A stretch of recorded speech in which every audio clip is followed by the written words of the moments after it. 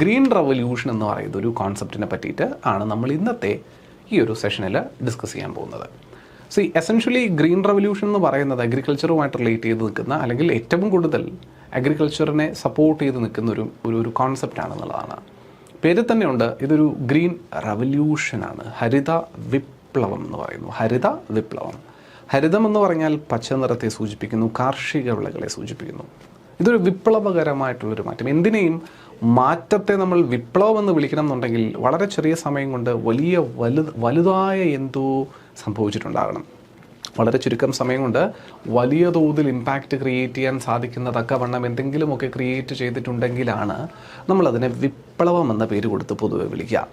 ഇവിടെ ഈ ഒരു നമ്മൾ ഈ പഠിക്കാൻ പോകുന്ന കോൺസെപ്റ്റിൻ്റെ പേര് ഹരിത വിപ്ലവം എന്നാണ്, ഗ്രീൻ റവല്യൂഷൻ എന്നാണ്. അപ്പോൾ ഇതിൽ നിന്ന് വ്യക്തമായ, പേരിൽ നിന്ന് തന്നെ വായിച്ചെടുക്കാൻ പറ്റുന്ന ആദ്യത്തെ ഘടകം എന്ന് പറയുന്നത് തന്നെ എന്തോ വളരെ വലിയൊരു മാറ്റം സൃഷ്ടിക്കാൻ, വളരെ വലിയ തോതിൽ ഇന്ത്യൻ കാർഷിക രംഗത്തിൽ ചലനം സൃഷ്ടിക്കാൻ തക്കവണ്ണം കപ്പാസിറ്റി ഉണ്ടായിരുന്ന എന്തോ ആണ് ഇത് എന്നത് വ്യക്തമാണ്. പേരിലെ റവല്യൂഷനിൽ നിന്ന്, വിപ്ലവത്തിൽ നിന്ന് അത് വ്യക്തം.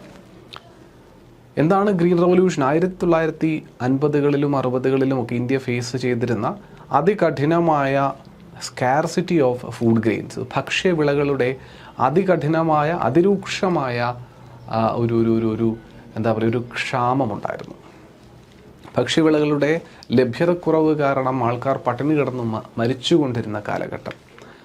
ഈ ഒരു പട്ടിണികളെയും മരണങ്ങളെയും ഭക്ഷ്യ ലഭ്യതയും ഒക്കെ മുന്നോട്ട് കൊണ്ടുവരുന്നതിനു വേണ്ടി ഇന്ത്യൻ കാർഷിക രംഗം ഉണർന്ന് പ്രവർത്തിക്കേണ്ടത് അനിവാര്യമായിരുന്നു. അന്ന് ഇന്ത്യയിലെ കാർഷിക രംഗത്തിന് നാളതുവരെ കണ്ടിരിക്കുന്ന രീതിയിൽ നിന്നും കംപ്ലീറ്റ്ലി വ്യത്യസ്തമായ രീതിയിൽ കൃഷി ചെയ്യുവാനുള്ള രീതികൾ ഇംപ്ലിമെൻ്റ് ചെയ്ത് ഇന്ത്യൻ കാർഷിക രംഗത്തെ മറ്റൊരു തലത്തിലേക്ക് ഉയർത്തി. കാർഷിക രംഗത്തെ ഉയർത്തുക എന്ന് പറയുമ്പോൾ കാർഷിക വിളകളിൽ നിന്നുള്ള ഉൽപ്പാദനത്തെ വർദ്ധിപ്പിച്ച് 10 മടങ്ങ് വർദ്ധിപ്പിച്ച് നാട്ടിലെ ഭക്ഷ്യവിളകളുടെ ലഭ്യത ഉറപ്പാക്കി, പ്രത്യേകിച്ച് ധാന്യങ്ങളുടെ ലഭ്യത ഉറപ്പാക്കാൻ സാധിച്ചൊരു പ്രൊജക്റ്റായിരുന്നു ഗ്രീൻ റവല്യൂഷൻ എന്ന് പറഞ്ഞ് നമ്മൾ മനസ്സിലാക്കുന്നത്. ഇന്ത്യയെ ഭക്ഷ്യവിളകളിലും ധാന്യങ്ങളിലും ഡെഫിഷ്യൻ്റായി നിന്നിരുന്ന,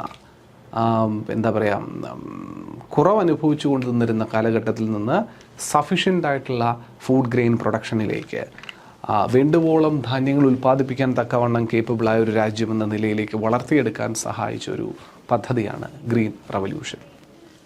ആ ഗ്രീൻ റവല്യൂഷനെ പറ്റിയിട്ടാണ് നമ്മുടെ ഇന്നത്തെ ക്ലാസ്സിലെ ഡിസ്കഷൻ മുഴുവനും. ഗ്രീൻ റവല്യൂഷൻ എന്ന ടോപ്പിക്ക് വളരെ ഇമ്പോർട്ടൻ്റ് ആയിട്ടുള്ള ഒരു ടോപ്പിക്കാണ്. കാരണം ഇതിൽ നിന്ന് ഒരുപാട് തവണ ഒരുപാട് ചോദ്യങ്ങൾ ചോദിച്ചു കണ്ടിട്ടുണ്ട്. ഏതൊക്കെയാണ്? ഒന്ന് നോക്കിക്കളയാം. Question 1, consider the following statements regarding green revolution in India. 1, green revolution led to the environmental degradation. 2, Green Revolution enabled India to become self-sufficient in food grains and exporter of agricultural commodities. 3, initially, Green Revolution was mainly directed to increase the production of commercial crops only. 4, Green Revolution resulted in growing interpersonal inequalities and inter-regional disparities in India. ഇങ്ങനെയുള്ള 4 സ്റ്റേറ്റ്മെൻറ്റുകൾ തന്നിരിക്കുന്നതിൽ ഏതൊക്കെയാണ് ശരിയെന്ന് identify ചെയ്യുവാനാണ് ചോദ്യം തന്നിരിക്കുന്നത്. അപ്പോൾ വളരെ എളുപ്പമുള്ളൊരു ചോദ്യമാണെന്ന് ചോദിച്ചാൽ നമ്മളിത് പഠിച്ചു കഴിയുമ്പോൾ നമുക്ക് മനസ്സിലാകും ഇത് വളരെ എളുപ്പമുള്ളൊരു ചോദ്യമാണ്. അതിന് മുൻപ് നിങ്ങൾക്ക് അറിയാവുന്നത് പോലെ നിങ്ങൾ ഇതിൻ്റെ ഉത്തരം ഒന്ന് കമൻറ്റ് ചെയ്യാനായിട്ട് ശ്രമിക്കും. അടുത്ത ചോദ്യം നോക്കാം. ഉത്തരങ്ങൾ നമ്മളിപ്പോൾ പറയുന്നില്ല, നിങ്ങൾക്കറിയാം. Consider the following statements, which of the statements are correct. തന്നിരിക്കുന്നതിൽ ഏതൊക്കെ സ്റ്റേറ്റ്മെൻറ്റാണ് ഇതിൽ ശരിയെന്ന് കണ്ടുപിടിക്കാൻ തന്നെയാണ് ചോദ്യം. ഇവിടെയും ശരി ഉത്തരം കണ്ടുപിടിക്കാനുള്ള ചോദ്യം. 1, green revolution technology is a package of high yielding variety seeds, fertilisers and irrigation. ഇതൊരു പാക്കേജ് ആണെന്നാണ് പറയുന്നത്. ഹൈ yielding വെറൈറ്റി സീഡ്സിൻ്റെയും വിത്തിനങ്ങളുടെയും വളത്തിൻ്റെയും അതുപോലെ ഇറിഗേഷൻ്റെയും ജലസേചനത്തിൻ്റെയും ഒരു പാക്കേജാണ് ഗ്രീൻ റവല്യൂഷൻ എന്ന് പറയുന്നത്.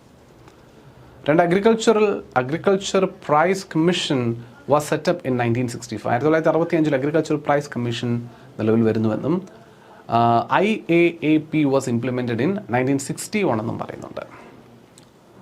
MS Swaminathan is the father of green revolution. 4ാമത്തെ സ്റ്റേറ്റ്മെൻറ്റ്. ഇവിടെയും തന്നിരിക്കുന്ന സ്റ്റേറ്റ്മെൻറ്റിൽ ഏതാണ് ശരിയെന്നതാണ് ചോദ്യം തന്നിരിക്കുന്നത്. നോക്കാം, നമുക്ക് ഉത്തരങ്ങളിലേക്ക് പോകും. ഇതിൻ്റെയൊക്കെ ഡിസ്കഷൻ നമ്മൾ നോക്കും. M.S. Swaminathan was an advocate of evergreen revolution which stood for what? IAAP, IADP, HYVP. High yielding variety products, integrated, അങ്ങനെ പലതരത്തിലുള്ള പ്രോഡക്ട്സിനെ പറ്റിയിട്ട്. B. Seed water fertilizer strategy. C. Environmentally sustainable agriculture, sustainable food security and preservation of biodiversity. 4. Contract farming as a key modus operandi. എന്താണ് ഇതൊക്കെ എന്നുള്ളത് നമ്മൾ detail ആയിട്ട് പിന്നീട് ചോദ്യങ്ങളിലേക്ക് പോകുമ്പോൾ നോക്കുക കേട്ടോ. PYQ നോക്കുന്ന സമയത്ത് നോക്കാം. ഞാനിപ്പോൾ എക്സ്പ്ലെയിൻ ചെയ്തുകൊണ്ട് നിൽക്കുന്നില്ല, കൺസെപ്റ്റ് പഠിക്കാനുണ്ട്. എന്നാലും ചോദ്യങ്ങൾ നിങ്ങൾ കണ്ടുപോകുക ഇങ്ങനെയൊക്കെ ചോദിച്ചിട്ടുണ്ടെന്നുള്ളത്. മറ്റൊരു ചോദ്യം, സുവർണ വിപ്ലവം എന്തുമായി ബന്ധപ്പെട്ടിരിക്കുന്നു? സുവർണ വിപ്ലവം, ഗോൾഡൻ റവല്യൂഷൻ, അതെന്തുമായി ബന്ധപ്പെട്ട് നിൽക്കുന്നു എന്നാണ് ചോദ്യം. ഹോർട്ടിക്കൾച്ചറാണോ, സെറിക്കൾച്ചറാണോ, പിസിക്കൾച്ചറാണോ, അതോ ഇവയൊന്നുമല്ലയോ എന്ന ചോദ്യം. അതിൽ ഉത്തരം ഇവിടെ തന്നു കഴിഞ്ഞു, എന്നാലും മനസ്സിലാക്കാം ചോദ്യം. മറ്റൊരു ചോദ്യം, ഹരിത വിപ്ലവത്തിൻ്റെ സവിശേഷതകളിൽ ഉൾപ്പെടാത്തത് ഏതെന്നാണ്? അത്യുൽപാദന ശേഷിയുള്ള വിത്തിനങ്ങൾ, രാസവളങ്ങളുടെ ഉപയോഗം, യന്ത്രവൽക്കരണം, കർഷകരുടെ കുടിയേറ്റം. ഇത് സംശയം നമുക്ക് എഴുതാൻ പറ്റുന്നൊരു ചോദ്യമാണ്. LDC ലെവലിന് ചോദിച്ചൊരു ചോദ്യമാണ് ഈ കാണുന്നത്. ഈസി ആയിട്ട് ആൻസർ ചെയ്യാൻ പറ്റുന്ന ചോദ്യം. മറ്റൊരു ചോദ്യം, ഹരിത വിപ്ലവത്തിൻ്റെ നേട്ടങ്ങളെ പറ്റിയുള്ള പ്രസ്താവനകളിൽ ശരിയല്ലാത്തത് ഏതെന്നാണ്? നേട്ടങ്ങളെ പറ്റിയിട്ട് ശരിയല്ലാത്തത് ഏതെന്നാണ്? ഉത്പാദനത്തിലും ഉത്പാദനക്ഷമതയിലും ഉണ്ടായ വർധനവ്, വരുമാന വർധനവ്, ഗ്രാമീണ അസമത്വം, തൊഴിൽ വർധനവ്. ഇതിൽ ഏതാണ് ശരിയല്ലാത്ത സ്റ്റേറ്റ്മെൻ്റ് എന്ന് കണ്ടുപിടിക്കാൻ ഇതും എളുപ്പമുള്ളൊരു ചോദ്യമാണ്. LD ലെവലിൽ തന്നെ ചോദിച്ച മറ്റൊരു ചോദ്യം. ഹരിത വിപ്ലവത്തിൻ്റെ ഫലങ്ങളിൽ ഉൾപ്പെടാത്തത് കണ്ടെത്തിയെഴുതുക എന്ന് മറ്റൊരു ചോദ്യം. ഭക്ഷ്യധാന്യ ഉത്പാദനത്തിൽ സ്വയം പര്യാപ്തത കൈവരിച്ചു എന്നത്, ഭക്ഷ്യധാന്യങ്ങളുടെ വില കുറഞ്ഞു എന്നുള്ളത്, കാർഷികോൽപാദനക്ഷമത വർദ്ധിച്ചു, തൊഴിൽ ലഭ്യത കുറഞ്ഞു. ഇതിലേതാണ് ഹരിത വിപ്ലവ ഫലങ്ങളിൽ ഉൾപ്പെടാത്തത് എന്നാണ് അടുത്തൊരു ചോദ്യം. അപ്പോൾ ഒരുപാട് ചോദ്യത്തിൽ ഈ ഉൾപ്പെടാത്തത്, ഇൻക്ലൂഡ് ചെയ്യപ്പെടാത്തത് എന്ന രീതിയിലുള്ള ചോദ്യങ്ങൾ വരുന്നുണ്ട് എന്നുള്ളത് നമ്മൾ കാണുന്നുണ്ട്. ഓർത്തോണം, ചോദ്യം വായിക്കുമ്പോൾ ആ കാര്യം ശ്രദ്ധിക്കുക. അത് മാത്രമേ വേണ്ടുള്ളൂ, ബാക്കി അറിയുന്ന കാര്യമാണ്. ഇന്ത്യയിലെ ഹരിത വിപ്ലവത്തിൻ്റെ ഭാഗമല്ലാത്ത പ്രസ്താവന കണ്ടോ, ഇവിടെയും അല്ലാത്തത് എന്നാണ് ചോദ്യം. ഇന്ത്യയിലെ ഹരിത വിപ്ലവത്തിൻ്റെ ഭാഗമല്ലാത്ത പ്രസ്താവന ഏത്? 1. ആധുനിക സാങ്കേതികവിദ്യ ഉപയോഗിച്ച് കാർഷികോത്പാദനത്തിൽ വൻ വർധനവ് സൃഷ്ടിച്ചു. ആധുനിക സാങ്കേതികവിദ്യ ഉപയോഗിച്ച് കാർഷികോത്പാദനത്തിൽ വൻ വർധനവ് സൃഷ്ടിച്ചു. 2. ഭക്ഷ്യോത്പാദന രംഗത്ത് ഇന്ത്യ സ്വയം പര്യാപ്തത കൈവരിച്ചു. Self sufficiency in the food grain manufacture അല്ലെങ്കിൽ ഫുഡ് ഗ്രെയിൻ പ്രൊഡക്ഷൻ, അത് നടന്നു. 3. ജലസേചന സൗകര്യങ്ങൾ, അത്യുത്പാദന ശേഷിയുള്ള വിത്തിനങ്ങൾ എന്നിവ, രാസവളങ്ങൾ, രാസകീടനാശിനികൾ എന്നിവ വ്യാപകമായി ഉപയോഗിക്കപ്പെട്ടു. അപ്പോൾ ഇതിൽ ഏതൊക്കെയാണ് ശരി? ഒന്നുകൂടിയുണ്ട്. 1-ാം പഞ്ചവത്സര പദ്ധതി മുതൽ ഹരിത വിപ്ലവം ആരംഭിച്ചു. 1-ാം പഞ്ചവത്സര പദ്ധതി എന്ന് പറയുന്നത് 1951 അപ്പോൾ 1951 മുതലേ ഹരിത വിപ്ലവം ആരംഭിച്ചോ? അതും ചോദ്യമാണ്. അപ്പോൾ ഇതാണ് തന്നിരിക്കുന്നത്. ഇതിൽ ഏതൊക്കെയാണ് ശരി ഉത്തരമെന്ന് ഭാഗമല്ലാത്തത് ഏതെന്ന് കണ്ടെത്താനാണ് ചോദ്യം. ഏതൊക്കെയാണ്?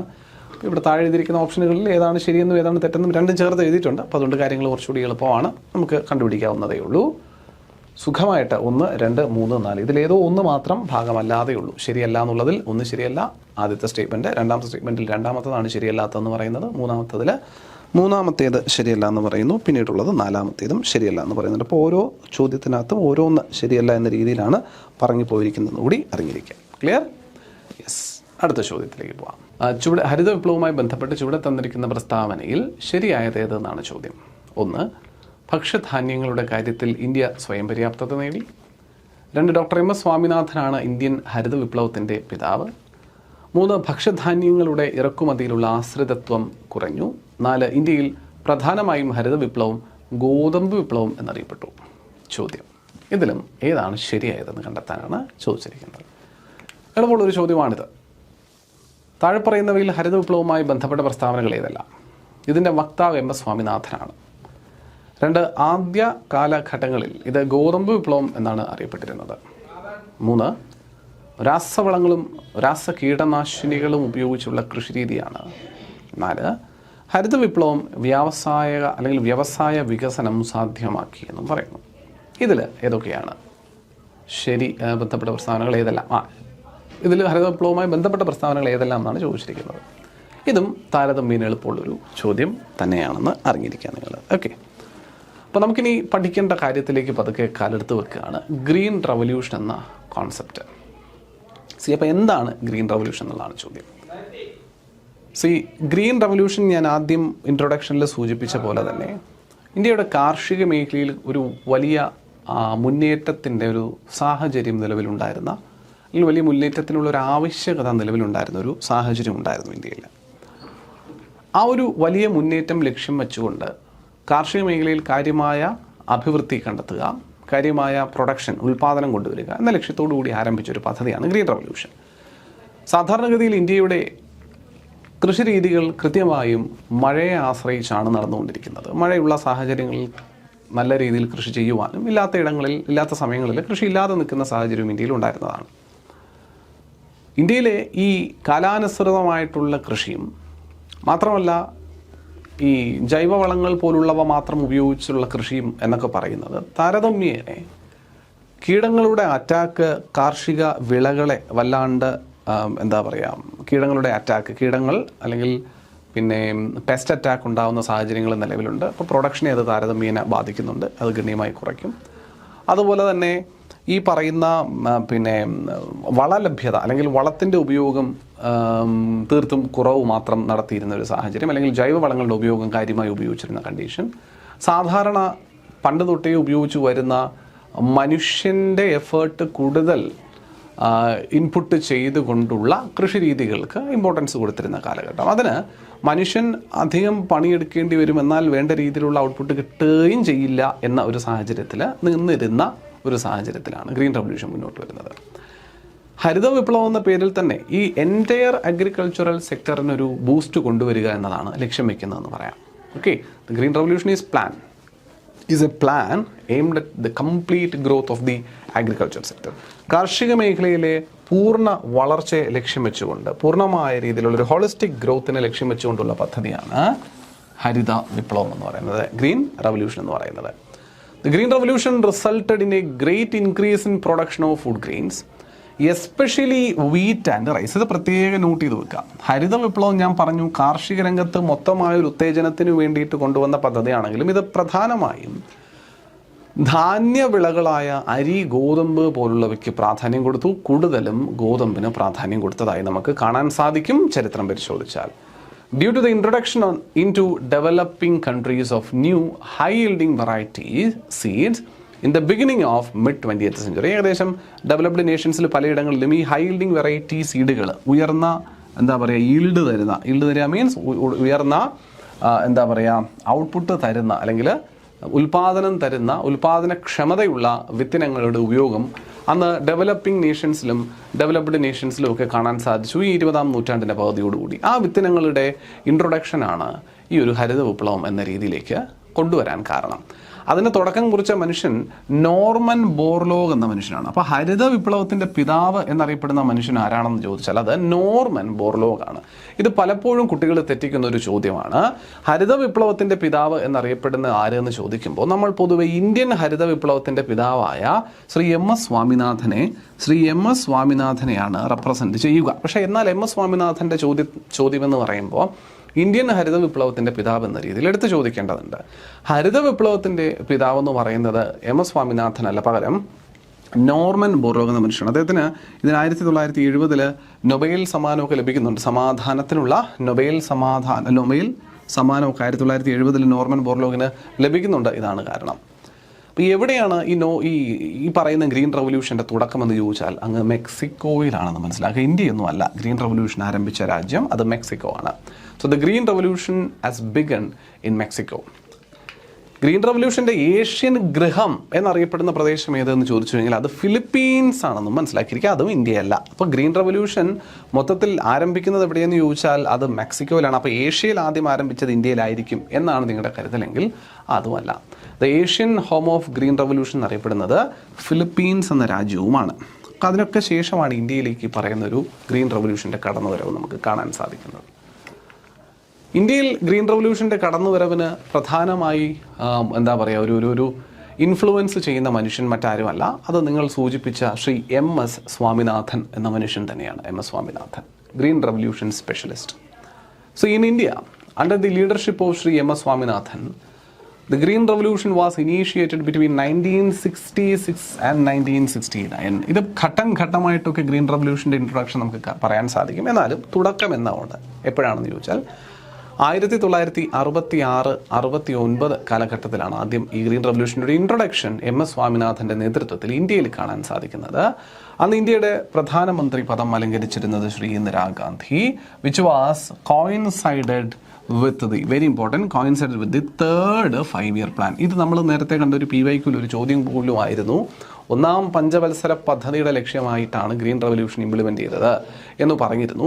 ഒന്നാം പഞ്ചവത്സര പദ്ധതി അല്ല ഗ്രീൻ റവല്യൂഷൻ ഇൻക്ലൂഡ് ചെയ്യപ്പെട്ടിരുന്നത് തേർഡ് 5-year പ്ലാനുമായി കോയിൻസൈഡ് ചെയ്തിട്ടാണ് വരുന്നതെന്ന് പറയാം. പക്ഷേ ഒന്നാം പഞ്ചവത്സര പദ്ധതിയുടെ ലക്ഷ്യങ്ങൾ നിറവേറ്റുക എന്നത് ശരിക്കും ഗ്രീൻ റവല്യൂഷൻ്റെ ഒരു ലക്ഷ്യമായിട്ട് പറയാൻ പറ്റും. കാരണം അഗ്രികൾച്ചറൽ സെക്ടറിൻ്റെ ഗ്രോത്ത് ആണ് ഒന്നാം പഞ്ചവത്സര പദ്ധതിയുടെ ലക്ഷ്യം എന്ന് പറയുന്നത്. ആ ലക്ഷ്യം നിറവേറുന്നത് ഈ പറയുന്ന ഗ്രീൻ റവല്യൂഷനിലൂടെയാണ് എന്ന് നമുക്ക് കാണാൻ സാധിക്കും. ഹൈ ഈൽഡിംഗ് വെറൈറ്റിയിലുള്ള വിത്ത്, ഉയർന്ന കാര്യക്ഷമതയുള്ള വിത്തിനങ്ങൾ ഉപയോഗിച്ചു എന്നത് മാത്രമല്ല ഗ്രീൻ റവല്യൂഷൻ്റെ നേട്ടത്തിന് കാരണമായത്. അതിനോടൊപ്പം ഒരുപാട് ഘടകങ്ങൾ മുന്നിൽ കൂടി വരുവാണ്. ഇപ്പോൾ ഒന്ന്, നമ്മൾ പറയുന്ന പോലെ ഹരിത വിപ്ലവം എന്ന കോൺസെപ്റ്റ് എന്താണ് സംഭവം എന്ന് ചോദിച്ചാൽ, നമ്മുടെ ഈ കാർഷിക മേഖലയിൽ സാധാരണ ഉപയോഗിച്ച് വരുന്ന സീഡ്സ്, വിത്തിനങ്ങളുടെ കാര്യക്ഷമത വളരെ കുറവാണ്. അപ്പോൾ അത് മാറ്റി, അത് റീപ്ലേസ് ചെയ്യപ്പെട്ടു. എങ്ങനെ? ഹൈ ഈൽഡിംഗ് വെറൈറ്റി സീഡ്സ് കൊണ്ട് അവയെ റീപ്ലേസ് ചെയ്തു. ഉയർന്ന കാര്യക്ഷമതയുള്ള, ഉയർന്ന പ്രൊഡക്ഷൻ തരാൻ സാധ്യതയുള്ള സീഡുകൾ, വിത്തിനങ്ങൾ ആദ്യം ഉപയോഗിച്ചു. അപ്പോൾ ഈ വിത്തിനങ്ങൾ ഉപയോഗിച്ചുകൊണ്ട് ഉൽപ്പാദനം കൂടി കാര്യങ്ങളൊക്കെ അങ്ങ് ഫ്ലറിഷ്ഡായി എന്ന് പറഞ്ഞാൽ അല്ല. ഈ പറയുന്ന ഹൈ ഈൽഡിംഗ് വെറൈറ്റി വിത്തിനങ്ങൾ ഉപയോഗിക്കണമെങ്കിൽ, ഈ ഹൈ ഈൽഡ് ഈ വിത്തിനങ്ങൾ തരണമെങ്കിൽ അതിന് മറ്റ് ചില റിക്വയർമെൻറ്റ്സ് ഉണ്ടായിരുന്നു. അതിലൊന്നാണ് ഫെർട്ടിലൈസേഴ്സ്. ഫെർട്ടിലൈസേഴ്സ് എന്ന് പറഞ്ഞാൽ പാർട്ടിക്കുലർലി കെമിക്കൽ ഫെർട്ടിലൈസേഴ്സ്. ഇതാണ് കെമിക്കൽ ഫെർട്ടിലൈസേഴ്സിൻ്റെ ഉപയോഗം കാര്യമായ രീതിയിൽ. മാത്രമല്ല ഇവയും കീടങ്ങൾ വരുമ്പോൾ അതിൽ നിന്നും സംരക്ഷിക്കപ്പെട്ട് നിൽക്കുന്ന ആൾക്കാരൊന്നും അല്ല. ഇവരും കീടങ്ങളുടെ അറ്റാക്കിന് വിധേയരായിട്ടുള്ളത് തന്നെയാണ് ഹൈ ഈൽഡിംഗ് വെറൈറ്റി സീഡ്. അപ്പോൾ ഹൈ ഈൽഡിംഗ് വെറൈറ്റി സീഡ് വന്നു എന്ന് കരുതി ഇവരൊക്കെ ഇനി കീടങ്ങളുടെ അറ്റാക്കൊന്നും ഉണ്ടാവില്ല എന്നൊന്നും കരുതണ്ട നിങ്ങൾ. Yes, they are attacked by കീടങ്ങൾ, അല്ലേ? Attacked by pests. അപ്പോൾ അവർക്കും പെസ്റ്റ് അറ്റാക്സ് ഉണ്ട്. അപ്പോൾ എന്ത് ചെയ്യുന്നു? പെസ്റ്റിസൈഡ്സിൻ്റെ ഉപയോഗം കൊണ്ടുവരണം. യൂസ് ഓഫ് പെസ്റ്റിസൈഡ്സ് ഉപയോഗിക്കുക വൻതോതിൽ. അതും കെമിക്കലാണ്, അതും കെമിക്കൽ തന്നെ. ഇതൊന്നുമല്ല, വർഷത്തിൽ മഴ ലഭ്യതയുള്ള കാലഘട്ടം എന്ന് പറയുന്ന ഏകദേശം ഒരു ജൂൺ, ജൂലൈ, ഓഗസ്റ്റ് എന്നീ പറയുന്ന, അല്ലെങ്കിൽ സെപ്റ്റംബർ വരെയുള്ള ഒരു 3-4 മാസ കാലഘട്ടങ്ങളിൽ കാര്യമായ മഴ കിട്ടും. അത് കഴിഞ്ഞിട്ടുള്ളൊരു ഒക്ടോബർ മാസത്തിൽ ചെറിയൊരു മഴയും കിട്ടുന്നുണ്ട് ഇന്ത്യയിൽ. അപ്പോൾ ഈ മഴയെ ആശ്രയിച്ച് ജോലി ചെയ്തുകൊണ്ടിരുന്ന അല്ലെങ്കിൽ കൃഷി ചെയ്തുകൊണ്ടിരുന്ന കർഷകർക്ക് മഴയുടെ ആശ്രിതത്വം ഇല്ലാണ്ട് വർഷത്തിലുടനീളം നിങ്ങൾ ബാരനായിട്ട് തരിശു ഭൂമി ഇടേണ്ട, ഒരു ഭൂമിയിൽ ഒരു തവണ കൃഷി ചെയ്തുകൊണ്ടിരുന്ന നിങ്ങൾക്കിനി ഒരു ഭൂമിയിൽ 2 തവണ കൃഷി ചെയ്യാനുള്ള അനുമതിയുണ്ട്. 2 തവണ കൃഷി ചെയ്യാനുള്ള സാഹചര്യം ഒരുക്കി തരുന്നു. അതിന് എന്താണ് അവർക്ക് വേണ്ടത്? വെള്ളം വേണം. ആ വെള്ളം എത്തിച്ചു കൊടുക്കാൻ വേണ്ടിയിട്ട് ഇറിഗേഷൻ സൗകര്യങ്ങൾ ഒരുക്കുന്നു. ഇറിഗേഷൻ സൗകര്യങ്ങൾ ഒരുക്കുന്നതുമായി ബന്ധപ്പെട്ട് ഡാമുകളും കനാലുകളും മറ്റ് സംവിധാനങ്ങളും എല്ലാം രൂപീകരിക്കുന്നതിന് ഗവൺമെൻറ് തുടക്കം കുറിക്കുവാണ്. നമ്മുടെ ജവഹർലാൽ നെഹ്റു ഉൾപ്പെടെ പറഞ്ഞിട്ടുണ്ട്, നമ്മുടെ നാട്ടിൻ്റെ അമ്പലങ്ങളായി കണക്ക് കൂട്ടാൻ പറ്റുന്നതാണ് ഡാമുകളെന്ന് പറയുന്നത്. ഡാമുകൾ അമ്പലങ്ങളെപ്പോലെയാണെന്ന് പറഞ്ഞിട്ടുണ്ട്. കാരണം കാർഷിക മേഖല അഭിവൃദ്ധിപ്പെടുത്തി ആൾക്കാർക്ക് ധാന്യങ്ങൾ എത്തിച്ച് വിശപ്പടക്കി മരണം മാറ്റി നിർത്തുന്നത് ദൈവമാണെന്ന് നമ്മൾ പറയാറില്ലേ? അന്നം ദൈവമാണ്. അന്നത്തിൻ്റെ പ്രൊഡക്ഷൻ സഹായിച്ച പദ്ധതികളും ദൈവതുല്യമായ, ദൈവത്തിൻ്റെ കരസ്പർശങ്ങൾ പോലെ എന്ന രീതിയിൽ കൺസിഡർ ചെയ്തിരുന്നത് കൊണ്ടായിരിക്കണം അമ്പലങ്ങളാണ് ദൈവങ്ങൾ എന്ന രീതിയിൽ, അല്ലെ ഡാമുകൾ എന്ന രീതിയിൽ നെഹ്റുവും സൂചിപ്പിച്ചിട്ടുണ്ടായിരുന്നു എന്നുള്ളതാണ്. അപ്പോൾ ഇതെല്ലാം ചേരുന്നത് കൊണ്ട് മാത്രമാണ് എന്ത് സാധ്യമായത്? ഉയർന്ന ഉൽപ്പാദനം കാർഷിക മേഖലയിൽ സാധ്യമായത്. അപ്പോൾ ഗ്രീൻ റവല്യൂഷൻ എന്നത് കേവലം ഒരു പ്രോജക്റ്റിൻ്റെ ഇംപ്ലിമെൻറ്റേഷൻ മാത്രമല്ല, അതൊരു കോമ്പിനേഷനാണ്. ഒരുപാട് പദ്ധതികളുടെ ഇംപ്ലിമെൻറ്റേഷൻ ഒരുമിച്ച് നടന്നതുകൊണ്ടാണ് സാധ്യമായതെന്ന് ആദ്യമേ മനസ്സിലാക്കിയിരിക്കുക. ക്ലിയർ അല്ലേ? ഇനി നമുക്കതിൻ്റെ നോട്ടൊന്ന് വായിച്ചു പോവാം. MS Swaminathan is known as the father of green revolution in India എന്ന് പറയണം കേട്ടോ, അല്ലെങ്കിൽ father of Indian green revolution, അല്ലെങ്കിൽ ഗ്രീൻ റവല്യൂഷൻ ഇൻ ഇന്ത്യ. ഇത്രയും പറയുമ്പോഴാണ് പൂർത്തിയാവുക. The Green Revolution, spreading over the period of 1967-68 to 1977-78, changed India's status from a food deficient country to one of the world's leading agricultural producers. ഒരു food deficient country ആയിരുന്നു. നമ്മളിപ്പോൾ പറഞ്ഞാൽ വിശ്വസിക്കില്ല. 1960-കളിലും 50-കളിലും ഒക്കെ നമുക്ക് ആഹാരം കിട്ടാൻ വേണ്ടിയിട്ടുള്ള ധാന്യങ്ങൾ ഇല്ലായിരുന്നു ഇന്ത്യയിൽ എന്നുള്ളത് ഇപ്പോൾ നമ്മൾ വിശ്വസിക്കുമോ? ഇപ്പം നമുക്ക് ഇഷ്ടം പോലെ കിട്ടുന്നുണ്ട്, നമുക്കൊന്നിനും ഒരു പോരായ്മയും ഇല്ല. ഒരു കിട്ടുന്നതിന് ഒരു ദൗർലഭ്യം ഒന്നും കിട്ടുന്നതിന്, പ്രത്യേകിച്ച് ഭക്ഷ്യധാന്യങ്ങൾ കിട്ടുന്നതിന് ദൗർലഭ്യം ഒന്നുമില്ല, സർപ്ലസ് പ്രൊഡക്ഷൻ ഉണ്ട് താനും. അപ്പോൾ നമ്മൾ ആ സർപ്ലസ് പ്രൊഡക്ഷനിലേക്ക് എത്തിച്ചത് ശരിക്കും ഈ 1960കളിൽ ആരംഭിച്ച ഗ്രീൻ റവല്യൂഷൻ എന്ന് പറയുന്ന ഈ ഒരു പദ്ധതി. 60കളിൽ എന്നാണ് ഞാൻ പറഞ്ഞത്, 1960 അല്ല, 60 എന്ന് പറയുമ്പോൾ നമുക്കിവിടെ അറിയാം 66-ന് ശേഷമാണ് ഈ പദ്ധതി ആരംഭിക്കുന്നത്. നമ്മൾ പറഞ്ഞു ഈ പദ്ധതിയാണ്. Okay, it was funded by the US and the Indian government and also the Ford Rockefeller Foundation. Ford and Rockefeller ഫൗണ്ടേഷനും ഇന്ത്യൻ സർക്കാരും US-ഉം കൂടി ചേർന്ന് ഫണ്ട് ചെയ്തിട്ടാണ് ഈ ഒരു ഗ്രീൻ റവല്യൂഷൻ ഇംപ്ലിമെൻറ്റേഷൻ നടക്കുന്നത്. കാരണം it is not a very easy task. അത് വളരെ ചിലവ് കുറഞ്ഞൊരു പദ്ധതിയല്ല. ഇപ്പോൾ ഇറിഗേഷന് വേണ്ടിയിട്ട് അണക്കെട്ടുകളും കനാലുകളും പണിയണമെന്ന് പറഞ്ഞാൽ കോടിക്കണക്കിന് രൂപയുടെ റിക്വയർമെൻ്റ് ഉള്ള പദ്ധതി. അതുകൊണ്ട് ഇന്ത്യക്ക് മാത്രം അതെടുത്താൽ പൊങ്ങുന്നതായിരുന്നില്ല എന്നുള്ളതുകൊണ്ട് തന്നെ ഫോർഡ് ആൻഡ് റോക്ക്ഫെല്ലർ ഫൗണ്ടേഷൻ എന്ന NGOയും അതുപോലെ US-ഉം ഒക്കെ കൂടി ചേർന്നിട്ട് ഇന്ത്യൻ ഗവൺമെൻറ്റിനോടൊപ്പം സഹകരിച്ചിട്ടാണ് ഈ ഒരു ഗ്രീൻ റവല്യൂഷൻ്റെ ഇംപ്ലിമെൻറ്റേഷൻ നമുക്ക് പറയാനായിട്ട് സാധിച്ചതെന്നുള്ളതാണ്. അതുപോലെ the green revolution in India is largely the wheat revolution as the wheat production increased by more than 3 times അല്ലെങ്കിൽ thrice between 1967 and 2003. 1967 2003 ഇടയിലുള്ള കാലഘട്ടം പരിശോധിച്ചാൽ വീറ്റിൻ്റെ മാത്രം പ്രൊഡക്ഷനിൽ ഏകദേശം 3 മടങ്ങിൽ കൂടുതൽ ഉൽപ്പാദനക്ഷമത നമുക്ക് കാണാൻ സാധിച്ചു. While the overall increase in the production of cereals was only 2 times. മൊത്തത്തിലുള്ള സിറിയലുകളുടെയും ധാന്യങ്ങളുടെയും ഒക്കെ ഉൽപ്പാദനം 2 മടങ്ങ് മാത്രമായിരുന്ന കാലഘട്ടത്തിൽ ഗോതമ്പിൻ്റെ ഉൽപ്പാദനം 3 മടങ്ങായി വർദ്ധിച്ചിരുന്ന കാണാൻ പറ്റുന്നു. അതുകൊണ്ട് എസെൻഷ്യലി എന്ത് വിളിക്കുന്നേ, ഗ്രീൻ റവല്യൂഷനെ എന്തായിട്ട് കൂടി പരിഗണിക്കാമെന്ന് പറയുന്നത് വീറ്റ് റവല്യൂഷൻ എന്നും പേരിട്ട് വിളിക്കാം എന്ന് പറയുന്നത് ഇതുകൊണ്ടായിരുന്നു മനസ്സിലാക്കുക. ഓക്കെ, ഒരു ഹിസ്റ്റോറിക്കൽ കോണ്ടെക്സ്റ്റ് ഗ്രീൻ റവല്യൂഷൻ എന്താണെന്ന് നോക്കാം. ഒന്ന്, high dependency. See, at the time of independence, approximately 75% of the Indian population, or approximately 75% of the Indian population was dependent on agriculture. ഇന്ന് അത്രയുമില്ല. ഇന്ന് ഏകദേശം ഒരു 49% വരുന്ന 46 മുതൽ 49% വരുന്ന ഒരു പോപ്പുലേഷനാണ് ഇന്ന് കാർഷിക രംഗത്തെ ഡിപ്പെൻഡ് ചെയ്ത് നിൽക്കുന്നത്. എന്നാൽ ഇന്ത്യക്ക് സ്വാതന്ത്ര്യം കിട്ടുന്ന സാഹചര്യത്തിൽ 75% വരുന്ന ആൾക്കാരും കാർഷിക വൃത്തിയിൽ എന്താ പറയുക ഉപജീവനം കണ്ടെത്തിയിരുന്ന ആൾക്കാരാണ്. എന്നാലോ പ്രൊഡക്ടിവിറ്റി കുറവും, low productivity. The sector suffered from stagnant production due to the use of obsolete technology and lack of modern infrastructure. പുതിയ സാങ്കേതിക വിദ്യകളില്ല, കാലാഹരണപ്പെട്ടുപോയ രീതികൾ ഉപയോഗിച്ചിട്ടുള്ള കൃഷിയൊക്കെ കാരണം തന്നെ വലിയ പ്രൊഡക്ഷൻ കാഴ്ചവെക്കാനായിട്ട് കാർഷിക രംഗത്തിന് പറ്റിയിരുന്നില്ല. ഈവൻ തോ 75% ആൾക്കാർ അതിൽ തൊഴിലെടുക്കുന്നുവെങ്കിലും. പക്ഷേ ഇവർക്കൊന്നും വേറെ പണി അറിയില്ല, മറ്റൊന്നും ചെയ്യാനില്ല, ഇത് തന്നെ ചെയ്തു പോകുന്നു എന്നുള്ളതാണ്. മാത്രമല്ല ഇന്ത്യൻ കാർഷിക രംഗം നമ്മൾ പറഞ്ഞു ഇത് കൃത്യമായി മഴയെ ആശ്രയിച്ച് പണിയെടുക്കുന്ന ഒരു മേഖലയാണ്. മഴ വേണ്ടുവോളം കിട്ടിയാൽ കാര്യമായ കൃഷി, മഴയില്ലാത്ത സമയത്ത് കൃഷിക്ക് വെള്ളം ഇല്ലാതെ വരികയും കൃഷി ഉണ്ടാകാൻ സാധിക്കാതെ പോകുന്ന, അല്ലെങ്കിൽ കാർഷിക ഉൽപ്പാദനങ്ങൾ വിളയിപ്പിച്ചെടുക്കുവാൻ സാധിക്കാതെ പോകുന്ന കണ്ടീഷൻ വരും. ഇനി മഴ കൂടിയാലോ പ്രളയം കാരണം അതും കൃഷിനാശത്തിലേക്ക് പോകും. പ്രളയം, അതുപോലെ സൈക്ലോൺ, ചുഴലിക്കാറ്റുകൾ, മറ്റ് ബുദ്ധിമുട്ടുകളൊക്കെ ഉണ്ടാവുമല്ലോ. അപ്പോൾ മൺസൂണിനോട് എപ്പോഴും വൾണറബിൾ ആയിരുന്നു നമ്മുടെ കാർഷിക മേഖല എന്ന് പറയുന്നത്. അത് ഈ പറയുന്ന എല്ലാ സാഹചര്യങ്ങളാലും. അതുപോലെ food security. The primary goal was to achieve self sufficiency in food grains. So India would no longer be dependent on imports from nations like USA. America പോലുള്ള രാജ്യങ്ങളിൽ നിന്ന് നമ്മൾ ഇങ്ങോട്ട് ഇമ്പോർട്ട് ചെയ്ത് ഭക്ഷ്യധാന്യങ്ങൾ വരുത്തേണ്ട സാഹചര്യം വരില്ല. നമ്മൾ നമ്മുടെ കാര്യത്തിൽ സെൽഫ് സഫിഷ്യൻ്റ് ആവണം, അറ്റ്ലീസ്റ്റ് ഫുഡിൻ്റെ കാര്യത്തിൽ. ഇതായിരുന്നു പ്രാഥമിക ലക്ഷ്യം എന്ന് പറയുന്നത് green റവല്യൂഷൻ്റെ. The core mechanism is the high yielding variety technology, HYVT. അതാണ് ഹൈ yielding variety technology എന്ന് പറയുന്നത്. അതെ, ശരി, അതാണ് പ്രാഥമികമായിട്ടുള്ളൊരു ഘടകം. ശരിയാണ്. The green revolution refers to the massive increase in food grain production resulting from the high yielding variety seeds. പറഞ്ഞു. The package requirement എന്താണ്? ഇതിനൊരു പാക്കേജ് റിക്വയർമെൻ്റ് ഉണ്ട്. അതാണ് ഞാൻ നേരത്തെ ആദ്യമേ പറഞ്ഞു പോയത്. നിങ്ങൾക്ക് ഈ ക്ലാസ്സിൽ നോട്ട് നിങ്ങൾക്ക് വായിക്കാം, ശരിയാണ്. പക്ഷേ ഞാൻ ആദ്യമേ അത് പറഞ്ഞു തന്നു. എന്താ സംഭവം? അതായത് ഇതൊരു പാക്കേജാണ്, ഇതൊരു കോമ്പിനേഷനാണ്.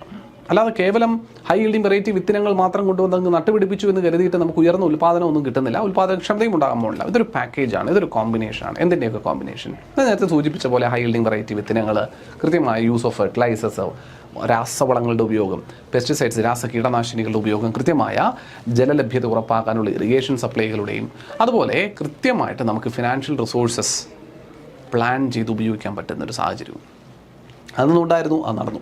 അതിന് വേണ്ടിയിട്ടാണ് അങ്ങനെ ഒരു റവല്യൂഷൻ എന്നൊരു പ്രോജക്റ്റായിട്ട് തന്നെ ഇത് ഇംപ്ലിമെൻറ്റ് ചെയ്യാൻ നോക്കിയത്. ഇംപ്ലിമെൻറ്റേഷൻ നടന്നിരിക്കുന്നത് 2 ഘട്ടങ്ങളിലായിട്ടാണ്. ഗ്രീൻ റവല്യൂഷൻ ഇംപ്ലിമെൻറ്റേഷൻ നടന്നിരിക്കുന്നത് 2 ഘട്ടങ്ങളിലായിട്ടാണ് എന്ന് പറയാം. ഏതൊക്കെയാണ് ഫേസ് 1ഉം ഫേസ് 2ഉം നമുക്ക് നോക്കാം. ഏതൊക്കെയാണ് phase 1? Phase 1 mid 1960s to mid 1970s, അതായത് 1966 മുതൽ 1977-78 വരെയുള്ള സാഹചര്യങ്ങൾ നമ്മൾ പറഞ്ഞു. Restricted to affluent states like Punjab, Andhra Pradesh and Tamil Nadu and focused in primarily on wheat growing regions. ഇതാണ് നമ്മൾ നേരത്തെ സൂചിപ്പിച്ച ഒരു അസമത്വം സൃഷ്ടിക്കപ്പെട്ടു എന്ന് പറഞ്ഞത്. അതായത് ആദ്യഘട്ടം ഹരിത വിപ്ലവത്തിൻ്റെ ആദ്യഘട്ടം എന്ന് പറഞ്ഞാൽ 1966 തുടങ്ങിയൊരു 75-76 പോയിരിക്കുന്ന ഈ ഒരു കാലഘട്ടം എന്ന് പറയുന്നത് അഫ്ലുവൻ്റ് സ്റ്റേറ്റിനെ ഫോക്കസ് ചെയ്ത് നിന്നിരുന്നതായിരുന്നു. അതായത് പഞ്ചാബ്, ആന്ധ്രാപ്രദേശ്, തമിഴ്നാട്, അതുപോലെ വരുന്ന പ്രധാനപ്പെട്ട സംസ്ഥാനങ്ങൾ, ഈ പറയുന്ന പ്രൊഡക്ഷൻ ഭക്ഷ്യധാന്യങ്ങളുടെ പ്രൊഡക്ഷനിൽ മുന്നോട്ട് നിൽക്കുന്ന സംസ്ഥാനങ്ങളെ ഫോക്കസ് ചെയ്തിട്ടായിരുന്നു. And also focused on wheat growing regions, wheat growing, പിന്നെ ഗോതമ്പ് നല്ലപോലെ വളർത്തുന്ന മേഖലകളെ കോൺസെൻട്രേറ്റ് ചെയ്തിട്ടുമായിരുന്നു. രണ്ടാം ഘട്ടമോ ഒരു മിഡ് 1970s മുതൽ ഒരു മിഡ് 80s വരെ, 1975 മുതൽ 85-88 കാലഘട്ടം വരെയൊക്കെ പോയിരുന്നതാണ്. Technology spread to larger number of states and benefited a wider variety of crops. അപ്പോൾ രണ്ടാം ഘട്ടത്തിലാണ് കുറച്ചുകൂടി വിശാലമായ രീതിയിൽ സംസ്ഥാനങ്ങളിലേക്ക് അത് വ്യാപിക്കുകയും അതുപോലെ കുറച്ചുകൂടി ക്രോപ്സിലേക്ക് കൂടി എത്തിയത്. ഇപ്പോൾ വീറ്റ് മാത്രമല്ലാണ്ട് അരി, മറ്റ് ധാന്യങ്ങളിലേക്കൊക്കെ ഇത് എക്സ്റ്റെൻഡ് ചെയ്ത് പോയതൊക്കെ രണ്ടാം ഘട്ടത്തിലാണ് കുറച്ചുകൂടി എന്ന് നമുക്ക് പറയാൻ പറ്റുന്നു. എന്താണ് ഗ്രീൻ റെവല്യൂഷൻ്റെ ഒബ്ജക്റ്റീവ്സ് നമുക്കിനി പറയേണ്ട കാര്യമേ ഇല്ല, നമുക്കറിയാം. പക്ഷേ അതിനൊരു 2 രീതിയിൽ ഞാൻ ഈ ഒബ്ജക്റ്റീവ്സിനൊന്ന് തരം തിരിച്ചാൽ, ഷോർട്ട് ടേം ഒബ്ജക്റ്റീവ്സും ലോങ് ടേം ഒബ്ജക്റ്റീവ്സും, അതായത് ഏറ്റവും ചുരുങ്ങിയ കാലത്തിൽ ഹ്രസ്വകാല ഒബ്ജക്റ്റീവ്സ് ലക്ഷ്യങ്ങളും ദീർഘകാല ലക്ഷ്യങ്ങൾ എന്തൊക്കെയാണെന്നുള്ളത് നോക്കിയാൽ ഹ്രസ്വകാലം എളുപ്പമാണ്. ഹങ്കർ ക്രൈസിസ്, ഇന്ത്യയിൽ നിലനിന്നിരുന്ന ഹങ്കർ ക്രൈസിസ് എന്ന് പറയുമ്പോൾ കഴിക്കാൻ ആഹാരമില്ലാതിരുന്ന കണ്ടീഷൻ, അതിനെ പ്രാഥമികമായി തന്നെ അങ്ങ് ഇല്ലായ്മ ചെയ്യുക. ഇതാണ് നമ്മുടെ ഷോർട്ട് ടേം ഗോൾ എന്ന് പറയുന്നത്. ശരിയല്ലേ? യെസ്. ലോങ് ടേം എന്താ? Long term objectives included overall agricultural modernisation based on rural development, industrial development, infrastructural development and raw materials, infrastructure, industry, rural development എന്നിങ്ങനെയുള്ള പല സാഹചര്യങ്ങളിലും ഫോക്കസ് കൊടുത്തുകൊണ്ട് ഹോളിസ്റ്റിക് ആയിട്ട് ഈ പൂർണ്ണമായ ഹോൾ അഗ്രികൾച്ചറൽ സെക്ടറിന് എന്ത് കൊണ്ടുവരിക, ഒരു ഗ്രോത്ത് കൊണ്ടുവരിക എന്നുള്ള ലക്ഷ്യം. അതാണ് ലോങ് ടേം ഒബ്ജക്റ്റീവ് എന്ന് പറയുന്നത്. അതുപോലെ agricultural as well as industrial വർക്കേഴ്സിന് കൂടുതൽ എംപ്ലോയ്മെൻറ്റ് ഓപ്പർച്യൂണിറ്റി ക്രിയേറ്റ് ചെയ്യുക. കാരണം കാർഷിക വിളകൾ ഉൽപ്പാദനം നടന്നു കഴിഞ്ഞാൽ സ്വാഭാവികമായിട്ടും ഇൻഡസ്ട്രിയൽ മേഖലയിലും അതിൻ്റെ വളർച്ച കാണാൻ പറ്റും. ബിക്കോസ് ഫുഡ് ഇൻഡസ്ട്രീസ് എന്ന് പറയുന്ന ഇൻഡസ്ട്രി തന്നെയുണ്ട് അല്ലേ, ഫുഡിൻ്റെ തന്നെ റോ മെറ്റീരിയൽസിന്. അപ്പോൾ ഗോതമ്പ് എടുത്ത് പ്രോസസ്സ് ചെയ്ത് മൈദയാക്കി മാറ്റും. അതിനൊരു ഇൻഡസ്ട്രി വേണം, അതിന് ഫാക്ടറി വേണം, അതിന് മെഷീൻസ് വേണം.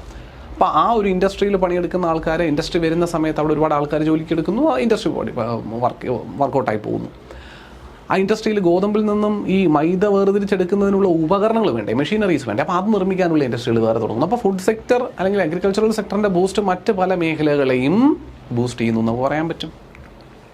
അതുപോലെ scientific studies producing stronger plants which could withstand extreme climates and diseases, പ്രത്യേകിച്ച് പെസ്റ്റ് അറ്റാക്ക്, പിന്നെ സാധാരണഗതിയിൽ ഇന്ത്യൻ ക്ലൈമറ്റിൽ, ട്രോപ്പിക്കൽ ക്ലൈമറ്റിൽ കാണാൻ സാധിക്കുന്ന പലതരത്തിലുള്ള ഈ ചെടികളെ അഫക്റ്റ് ചെയ്യുന്ന എന്തുണ്ടാവും, രോഗാവസ്ഥകളുണ്ടാവും, കീടങ്ങളുടെ അറ്റാക്ക്, രോഗാവസ്ഥകൾ, ഇതിനെയൊക്കെ പ്രതിരോധിക്കാൻ സാധിക്കുന്ന പിന്നെ തക്കവണ്ണം കേപ്പബിലിറ്റിയുള്ള ഭക്ഷ്യവിത്തുകൾ നിർമ്മിച്ചെടുക്കുന്നതിന് വേണ്ടിയിട്ടുള്ള സ്റ്റഡി നിങ്ങൾ കണ്ടക്ട് ചെയ്യും. Globalisation of agricultural world by spreading technology to non industrialised nations and setting up many corporations in major agricultural areas. ഒരുപാട് സഹകരണ സ്ഥാപനങ്ങൾ കാർഷിക മേഖലയിൽ കൊണ്ടുവരിക. ഈ ഇൻഡസ്ട്രിയിൽ ഇത്രയും ഡെവലപ്ഡ് പോലും അല്ലാതിരിക്കുന്ന രാജ്യങ്ങളിലേക്ക് നമ്മുടെ സാങ്കേതിക വിദ്യ പകർന്നു കൊടുത്ത് അവരെയും ഈ കാര്യത്തിൽ ഭക്ഷ്യയോഗ്യമാക്കി മാറ്റുക, അല്ലെങ്കിൽ യോഗ്യമായ വിളകൾ കൃഷി ചെയ്തെടുക്കുന്നതിന് യോഗ്യമായി മാറ്റുക എന്നുള്ളതാണ്. കീ കോമ്പോണൻസിൽ ഒന്ന് നമ്മൾ പറഞ്ഞു, ഹൈ yielding വെറൈറ്റി സീഡ്സ് അല്ലെങ്കിൽ ഡ്വാർഫ് വെറൈറ്റി ഓഫ് സീഡ്സ് എന്ന് പറയാം. Developed by mister Norman Borlaug through repeated mutations to redirect nutrients to the grain rather than stem. സ്റ്റെമ്മിലേക്ക് ന്യൂട്രിയൻ സപ്ലൈ കിട്ടുന്നതിനേക്കാൾ കൂടുതൽ സീഡിലേക്ക് ന്യൂട്രിയൻ സപ്ലൈ കിട്ടുന്നതിന് വേണ്ടിയിട്ട് റീഡെവലപ്പ് ചെയ്ത മ്യൂട്ടേഷൻസിന് വിധേയമാക്കിയ പ്രോഡക്റ്റുകൾ. ഒന്ന്, restructured in heavier grains and significantly higher yield, characterized as being photosynthetic and non dependent on sunrise for yield. കൃത്യമായി നമുക്കറിയാവുന്നതുപോലെ ചെടികൾക്കെല്ലാം കാര്യമായ സൺറൈസ് ഉണ്ടെങ്കിലേ ഉള്ളൂ yield എന്ന് പറയുന്നത്. പക്ഷേ നോൺ ഫോട്ടോസിന്തറ്റിക് ആയിട്ട് ഒക്കെ വരാൻ തക്കവണ്ണം കേപ്പബിൾ ആകുന്ന തരത്തിൽ ഡിസൈൻ ചെയ്യാനുള്ള ശ്രമം നടത്തിയിട്ടുണ്ടായിരുന്നു നോർമൻ ബോർലോഗ് എന്ന മനുഷ്യൻ. പിന്നുള്ളത് കെമിക്കൽ ഫെർട്ടിലൈസറാണ്. NPK നിങ്ങൾക്കറിയാം, നൈട്രജനും ഫോസ്ഫറസും പൊട്ടാസ്യവും പോലുള്ള അവശ്യ ഘടകങ്ങൾ കൃഷിക്ക് ആവശ്യമാണ്, മണ്ണിന് ആവശ്യമാണ്, ചെടികൾക്ക് ആവശ്യമാണ്. മണ്ണിൽ നിന്നും ഈ പറയുന്ന കോമ്പോണൻറ്റുകൾ സിങ്ക്, മഗ്നീഷ്യം, അയൺ, ക്ലോറിൻ ഇതൊക്കെ മാക്രോ ന്യൂട്രിയൻസും മൈക്രോ ന്യൂട്രിയൻസുമാണ് ചെടികളെ സംബന്ധിച്ചിടത്തോളം അല്ലേ. അപ്പോൾ ഇരുമ്പ്, zinc, magnesium, calcium, chlorine, sulphur, nitrogen, potassium, phosphorus ഇങ്ങനെയുള്ള ഒരുപാട് ആവശ്യകതകൾ നമുക്കുള്ള പോലെ ന്യൂട്രിയൻ റിക്വയർമെൻറ്റ് പ്ലാന്റ്സിനും ഉണ്ട്. നമുക്ക് പല പല ആഹാരങ്ങൾ കഴിക്കുന്നത് വഴി കിട്ടുന്നുവെങ്കിൽ പ്ലാന്റ്സിന് ഇത് കിട്ടാൻ ഒരേ ഒരു മാർഗ്ഗമേ ഉള്ളൂ, അത് മണ്ണാണ്. അപ്പോൾ മണ്ണിലേക്ക് ഈ പറയുന്നവയൊക്കെ ഇല്ല എങ്കിൽ അത് എത്തിച്ചു കൊടുത്ത് പ്രോപ്പറായിട്ട് ചെടിയുടെ വളർച്ച ഉറപ്പാക്കുക എന്നുള്ളതാണ്. അപ്പോൾ നമ്മൾ പറയാറില്ലേ, ഈ സമ്പൂർണ്ണ ആഹാരം എന്നൊക്കെ പറയുന്ന പോലെ ഒരു മിശ്രിതമാണ് ഈ കെമിക്കൽ ഫെർട്ടിലൈസർ എന്ന് പറയുന്നത്. അത് മണ്ണുമായി മിക്സ് ചെയ്യുമ്പോൾ മണ്ണിൽ ഇൻ കേസ് ഇതൊന്നും ഇല്ലെങ്കിൽ പോലും ഈ വളങ്ങളിൽ നിന്ന് ഈ ന്യൂട്രിയൻസ് മുഴുവൻ ആർക്ക് കിട്ടും? ചെടികൾക്ക് കിട്ടി, ചെടികൾക്ക് വളരാനുള്ള സാഹചര്യം ഒരുക്കും എന്നുള്ളതാണ്. Required because traditional composites lack the nutritional concentration for the high yielding variety seed. കാരണം ഹൈ yielding variety seedsന് കാര്യമായിട്ട് പണിയെടുക്കണമെന്നുണ്ടെങ്കിൽ കൂടുതൽ എനർജി വേണം. സാധാരണ രീതിയിലുള്ള വളം ചെയ്യലുകളാണെന്നുണ്ടെങ്കിൽ ഹൈ yielding variety വിത്ത് ഉപയോഗിച്ചുകൊണ്ട് വലിയ പ്രയോജനമൊന്നും ഉണ്ടാവാൻ പോകുന്നില്ല. അവർ കൂടുതൽ എനർജി ഡിമാൻഡ് ചെയ്യുന്നത് കൊടുക്കാൻ പറ്റണം, അത് രാസവളങ്ങൾക്കേ പറ്റൂ. Necessary to provide high level nutrition to targeted seeds rather than sharing over A large area. ഒരുപാട് ഏരിയയിലേക്ക് ഷെയർ ചെയ്ത് പോകുന്നതിനേക്കാൾ നമുക്ക് കൃത്യമായ ചെടികളിലേക്ക് തന്നെ വളം ചെയ്യുന്ന സാഹചര്യങ്ങൾ കൊണ്ടുവന്നു. Main inputs like urea, phosphate, potash പോലുള്ളവയൊക്കെ കൊടുക്കുന്ന സാഹചര്യം നമുക്കറിയാം. പിന്നുള്ളത് കൺട്രോൾ ഇറിഗേഷൻ സംവിധാനമാണ്. Essential for adequate dilution of fertilisers and controlled crop growth. നമുക്കറിയാം വെള്ളത്തിൻ്റെ ആവശ്യകത രണ്ട് കാര്യങ്ങളിൽ നമ്മൾ പറഞ്ഞു. ഒന്ന്, ചെടിക്ക് ആഗിരണം ചെയ്യുന്നതിന്. രണ്ട്, ഈ പറയുന്ന നമ്മൾ ചെയ്തിരിക്കുന്ന വളം കൃത്യമായി ഒന്ന് ഡിസോൾവ് ചെയ്ത് വിടുന്നതിന് വേണ്ടിയിട്ട്. Required the development of artificial water supply system compelled the use of land that was free from the risk of flooding. Flooding എന്ന് പറയുന്ന ഒരു സാഹചര്യം ഉണ്ടാകില്ല എന്ന് ഉറപ്പ് വരുന്ന പല സ്ഥലങ്ങളെയും ഈ ഇറിഗേഷൻ സൗകര്യങ്ങൾ ഉപയോഗിച്ചിട്ട് ജലസേചനം ഉറപ്പാക്കി കൃഷി ചെയ്യുന്നതിന് കൊണ്ടുവന്നു. അപ്പോൾ നമ്മൾ നേരത്തെ ഉപയോഗിച്ചിരുന്നതിനേക്കാൾ കൂടുതൽ സ്ഥലവും എന്ത് ചെയ്യാൻ പറ്റി? എനിക്ക് കൃഷിക്ക് ഉപയോഗിക്കാൻ പറ്റി എന്നുള്ളതാണ്. Chemical protection. Pesticides and germicides used because new seeds were not acclimatised to local pest and diseases. നമ്മുടെ നാട്ടിലുള്ള പെസ്റ്റുകൾക്കും നമ്മുടെ നാട്ടിൽ നിന്നുണ്ടാകാൻ സാധ്യതയുള്ള അസുഖങ്ങൾക്കൊന്നും ഇവർ തയ്യാറായിരുന്നില്ല. അതിനെയൊക്കെ നേരിടാൻ ഈ പറയുന്ന വിത്തിനങ്ങൾ തയ്യാറായിരുന്നില്ല എന്നുള്ളതുകൊണ്ട് തന്നെ അത്തരം പെസ്റ്റിസൈഡ്സ് മറ്റു കാര്യങ്ങളൊക്കെ ഉപയോഗിച്ചു എന്നുള്ളതാണ്. Herbicides and weedicides are applied during sowing to prevent weeds from consuming costly fertilizers. അതായത് വീട് എന്ന് പറഞ്ഞാൽ കളയാണ്. കളനാശിനികൾ തളിച്ചിരുന്നുണ്ടായിരുന്നു. ഈ പറയുന്ന വിത്ത് ഇടുന്നതിന് മുമ്പ് കളനാശിനി തളിച്ച് മണ്ണിനെ പ്രിപ്പയർ ചെയ്തിരുന്നു. ഇതൊക്കെ കമ്പൽസറി ആയിട്ട് ചെയ്തിരുന്നു എന്നുള്ളതാണ് ഹൈ യീൽഡിംഗ് വെറൈറ്റി. കളനാശിനി ഇടണം, കളം കൊണ്ടുപോകും. നമ്മളിടുന്ന വളം കളയും കൊണ്ടുപോകാമല്ലോ. നമ്മൾ വളം ഇടുന്നത് ഏത് ചെടിക്കും ഈ പറയുന്ന വളം വലിച്ചെടുക്കാൻ പറ്റും. നമ്മൾ ഇപ്പം പയർ നടാൻ ശ്രമിച്ചിടത്ത് പയർ നട്ടതിനോടൊപ്പം അവിടെ ഒരു കള വളർന്നു വരികയാണ്, ആവശ്യമില്ലാത്തൊരു ചെടി, കാട്ടുചെടി വളർന്നു വരികയാണെങ്കിൽ ഞാനിവിടെ വളം ചെയ്യുന്നത് ഈ രണ്ട് ചെടികളും ഷെയർ ചെയ്തെടുക്കും. അപ്പോൾ എനിക്ക് എൻ്റെ പയർ ചെടിയിലേക്ക് പോകേണ്ട കുറേ വളം കൂടി ഈ കാട്ടുചെടിയിലേക്ക് പോയിക്കുക. അപ്പോൾ അതുകൊണ്ട് ഈ കള നിർമ്മാർജ്ജനം, കളയില്ലാണ്ടാക്കുക എന്ന് പറയുന്നതൊക്കെ വലിയ പ്രധാനപ്പെട്ട പരിപാടിയാണ്. നമ്മൾ വീട്ടിൻ്റെ പുറപ്പുറത്തോ അല്ലെങ്കിൽ വീട്ടിൻ്റെ പിന്നാമ്പുറത്തോ ഒരു 2 സെൻറ്റിൽ കൃഷി ചെയ്യുന്ന പോലത്തെ പരിപാടി അല്ല. അവിടെ കുറച്ച് വളം ഇട്ടിട്ട് അത് കള കൊണ്ടുപോയാലും നമുക്ക് വലിയ നഷ്ടം വരാനില്ല. ഇവിടെ ലക്ഷക്കണക്കിന് രൂപയുടെ ഇൻവെസ്റ്റ്മെൻറ്റ് വരുന്ന വലിയ പാടങ്ങൾ, ഏക്കർ കണക്കിന് വലിയ പാടങ്ങളെ പറ്റിയിട്ട് നമ്മൾ പറയുന്നത് ഇവിടെ നമുക്ക് നഷ്ടം സഹിക്കാൻ പറ്റില്ല, നഷ്ടം അഫോർഡ് ചെയ്യാനുള്ള സാഹചര്യമില്ല, പ്രത്യേകിച്ച് കർഷകരെ സംബന്ധിച്ചിടത്തോളം. ക്രെഡിറ്റ് വായ്പകൾ എടുത്തിട്ടാണ് കർഷകർ ആദ്യം കൃഷി ഇറക്കുന്നതിനായി 3-4 ലക്ഷം രൂപയുടെ ഇൻവെസ്റ്റ്മെൻറ്റ് നടത്തുന്നത്, ചിലപ്പോൾ അതിലും കൂടുതൽ ഇൻവെസ്റ്റ്മെൻറ്റുകൾ നടത്തുന്നത്. ആ വായ്പ തിരിച്ചടയ്ക്കണമെങ്കിൽ ഈ കൃഷി വിജയിച്ച് അതിൽ നിന്ന് ഔട്ട്പുട്ട് കിട്ടി അത് വിറ്റ് കിട്ടുന്ന കാശ് കൊണ്ട് വേണം ഈ വായ്പ തിരിച്ചടയ്ക്കുവാനും അടുത്ത കൃഷി ഒരുക്കുന്നതിന് വേണ്ടിയിട്ടുള്ള തുക മാറ്റിവെക്കുന്നതിനും തൻ്റെ സ്വന്തം ജീവിതം മുന്നോട്ട് കൊണ്ടുപോകുന്നവനും. അതുകൊണ്ട് ഇതൊന്നും ഉപയോഗിക്കരുത് എന്ന് നമ്മൾ പൊതുവേ പറയുമ്പോൾ പറയാൻ എളുപ്പമാണ്. വലിയ തോതിൽ കൃഷി ചെയ്യുന്ന പാടങ്ങളിൽ ഇത് ഉപയോഗിക്കാതുള്ള കൃഷിക്ക് ചെറിയ ബുദ്ധിമുട്ടുകൾ ഉണ്ട് തന്നെ. അന്ന് പ്രത്യേകിച്ച് 1960-കളിലും 70-കളിലും ഒക്കെ ഇതല്ലാണ്ട് വേറെ നിവൃത്തിയില്ല പ്രൊഡക്ഷൻ കൂട്ടുക എന്ന് പറയുന്നതിന്. അങ്ങനെ നമ്മളിത് വേണ്ടുവോളം ഉപയോഗിക്കുന്നുള്ളതാണ്. ഫാമിംഗ് ഏരിയയുടെ എക്സ്പാൻഷൻ നമ്മൾ പറഞ്ഞായിരുന്നു അല്ലെ. നേരത്തെ ഞാൻ സൂചിപ്പിച്ച പോലെ ജലലഭ്യത ഇല്ലാതിരുന്ന സ്ഥലങ്ങളിലൊക്കെ ഇറിഗേഷൻ മുഖാന്തരം ജലം എത്തിച്ചു കൊടുക്കുക എന്നൊക്കെയുള്ളൊരു സാഹചര്യങ്ങളൊക്കെ വന്നപ്പോൾ കൃഷിക്ക് അനുയോജ്യമല്ല എന്ന് തോന്നിയ പല ഇടങ്ങളെയും, കാരണം മണ്ണിന് ക്വാളിറ്റി ഇല്ല, മണ്ണത്ര വളഭൂഷ്ടിയുള്ള മണ്ണല്ല, അതുപോലെ ജലലഭ്യത ഇല്ലാത്ത സ്ഥലമാണ്, ഇങ്ങനെയൊക്കെ വിചാരിച്ചിരുന്ന ഇടങ്ങളിലൊന്നും പണ്ട് കൃഷികളില്ലായിരുന്നു. എന്നാൽ മണ്ണിൻ്റെ ഫലഭൂഷ്ടി ഉറപ്പാക്കാനായിട്ട് ഞങ്ങൾ രാസവളം കൊണ്ടുവന്നിട്ടുണ്ട്. മണ്ണിലേക്ക് വെള്ളമില്ല എങ്കിൽ വെള്ളം എത്തിക്കാനായിട്ട് ഇറിഗേഷൻ സംവിധാനങ്ങളുണ്ട്. ഇനി നിങ്ങൾക്ക് ഏത് ലാൻഡിൽ വേണമെങ്കിലും കൃഷി ചെയ്തുകൂടെ ചെയ്യാം. ആ ഒരു ഗതിയിലേക്ക് ഫാമിംഗ് ലാൻഡൊക്കെ എക്സ്റ്റെൻസീവായിട്ട് വളർന്ന് നമുക്ക് കാണാൻ പറ്റി. The green revolution provide assistance in this quantitative expansion of farm lands double cropping systems introduce ചെയ്തു. ഡബിൾ ക്രോപ്പിംഗ് എന്ന് പറയുമ്പോൾ പണ്ട് ഞാൻ നേരത്തെ സൂചിപ്പിച്ച പോലെ ഒന്നിപ്പോൾ ഒരു സ്ഥലത്ത് തന്നെ പലതരത്തിലുള്ള കൃഷിവിളകൾ പല സമയങ്ങളിലായിട്ട് കൃഷി ചെയ്യാം. അല്ലാതെ ഇപ്പോൾ ഞാൻ ഇപ്പോൾ ഒരു എന്താ പറയുക, മത്തൻ നടുന്ന ഒരു പാടം, മത്തൻ്റെ കൾട്ടിവേഷൻ നടത്തി മത്തൻ്റെ വിളവെടുപ്പ് കഴിഞ്ഞു, പിന്നെ അടുത്ത മത്തൻ സീസൺ വരുന്നത് വരെ ഞാൻ വെയിറ്റ് ചെയ്യണം. വേണ്ട, അതിനിടയിലുള്ള സീസണിൽ മറ്റൊരു ക്രോപ്പ് കൾട്ടിവേറ്റ് ചെയ്യുക. അങ്ങനെ ഒന്നിലധികം ക്രോപ്പുകളുടെ കൾട്ടിവേഷൻ, ഇടവിള കൾട്ടിവേഷൻ, ഇങ്ങനെ പല രീതികളും അവലംബിച്ച് പരിശോധിച്ചു.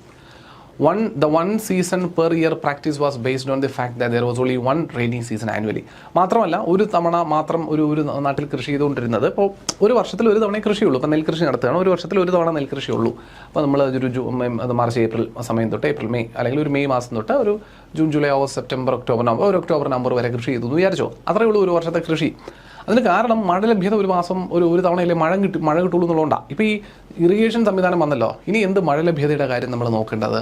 നിങ്ങൾ ഒരു വർഷത്തിൽ തന്നെ 2 തവണ കൃഷി ചെയ്തു, അതിന് വേണ്ടിയിട്ടുള്ള വെള്ളം ഞങ്ങൾ സപ്ലൈ ചെയ്ത് തരും. അങ്ങനെ ഒരു പാടത്ത് നിന്ന് പണ്ട് 10 കിലോ പ്രൊഡ്യൂസ് ചെയ്തുകൊണ്ടിരുന്നെങ്കിൽ അതേ പാടത്തിൽ നിന്ന് 2 തവണ അതേ കൃഷി ചെയ്യുമ്പോൾ 20 കിലോ പ്രൊഡ്യൂസ് ചെയ്യാൻ പറ്റുന്ന രീതിയിലേക്ക് കാര്യങ്ങൾ മാറി എന്നുള്ളതാണ്. Water for the second phase now came from huge irrigation projects. Dams were built and other simple irrigation techniques were also adopted. അതുമാത്രമല്ല, ഇറിഗേഷൻ്റെ രീതിയിലും കുറച്ച് മാറ്റങ്ങൾ കൊണ്ടുവരാൻ തുടങ്ങി കേട്ടോ. അതായത് കൃത്യമായി ലാർജ് സ്കെയിലിൽ ഇറിഗേഷൻ ചെയ്യുന്നതിൽ തന്നെ വെള്ളം ഒരുപാട് വേസ്റ്റേജ് വരാതെ ഇറിഗേറ്റ് ചെയ്യാനുള്ള സാഹചര്യങ്ങളൊക്കെ ഇംപ്ലിമെൻറ്റ് ചെയ്ത് നോക്കി.